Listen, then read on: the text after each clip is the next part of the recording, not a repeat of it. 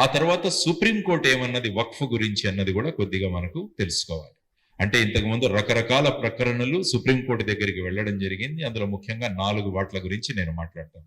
ఫస్ట్ది 1979లో board of Muslim Wakfs Rajasthan versus Radhakrishna, వీటి మధ్య జరిగిన కేసులో సుప్రీంకోర్టు ఏమైందంటే, waqf by user doctrine requiring proper documentation for waqf claims.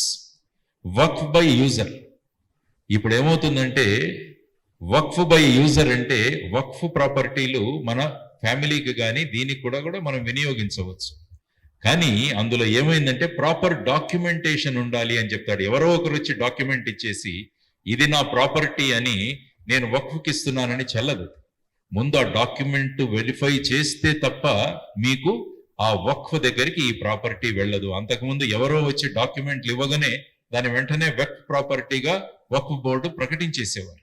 అదొకటి. తర్వాత వచ్చేసి రమేష్ గోవిందరామ్ వర్సెస్ సుగ్రా హుమాయూన్ మిర్జా వక్ఫ్ అని 2010లో ఒక జడ్జిమెంట్ ఇచ్చే. అందులో ఏమన్నారంటే supreme court, only Waqf tribunal can decide Waqf dispute, not civil courts. ఎందుకంటే కోర్టులు కూడా ఏం చేస్తాయంటే ఫైనల్ గా చట్టం ఉంటే దాన్ని ఇంటర్ప్రిట్ చేస్తాయి.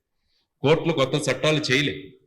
కోర్టు ఆ చట్టం, ఎందుకంటే 1995లో మీరు చెప్పారు సివిల్ కోర్టు ప్లేస్ లో మేము ట్రిబ్యునల్ ని తెచ్చాము, కాబట్టి ట్రిబ్యునల్ ఏది చెప్తే అదే ఫైనల్, కాబట్టి సివిల్ కోర్టులో అధికారం ఉండదని చెప్పి సుప్రీంకోర్టు చెప్పడం జరిగింది.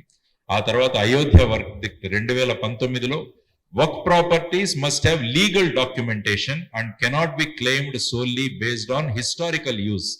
మా కుటుంబం ఎప్పటి నుంచో మా మస్జిద్ కింద ఈ భూమి ఎప్పటి నుంచో ఉంది అని చెప్పి దాన్ని వర్క్ ప్రాపర్టీగా మీరు చూడలేదు, ప్రాపర్ డాక్యుమెంటేషన్ ఉండాలి అని చెప్పేసి 2019లో. ఆ తర్వాత ఫైనల్ గా 2021లో స్టేట్ గవర్నమెంట్ కర్ణాటకలో to protect Waqf lands from illegal encroachments. చాలా చోట్ల ఏమైందంటే స్టేట్ గవర్నమెంట్స్ లో వక్ఫ్ ల్యాండ్స్ అన్ని కూడా ఎన్క్రోచ్ అయిపోయాయి. కాబట్టి ఈ వక్ఫ్ బోర్డు వాళ్ళు కళ్ళు మూసుకోవడం వల్ల అనేక ప్రాపర్టీస్ అవి ఎన్క్రోచ్ అయిపోయాయి. కాబట్టి సుప్రీంకోర్టు డైరెక్ట్ చేసింది కర్ణాటక గవర్నమెంట్ కి ఈ ఎన్క్రోచ్మెంట్స్ ఆపండి అని చెప్పేసి. కాబట్టి ఈ విధంగా సుప్రీంకోర్టు ముందు ఒక 4 సందర్భాలలో ఇంపార్టెంట్ అయినవి.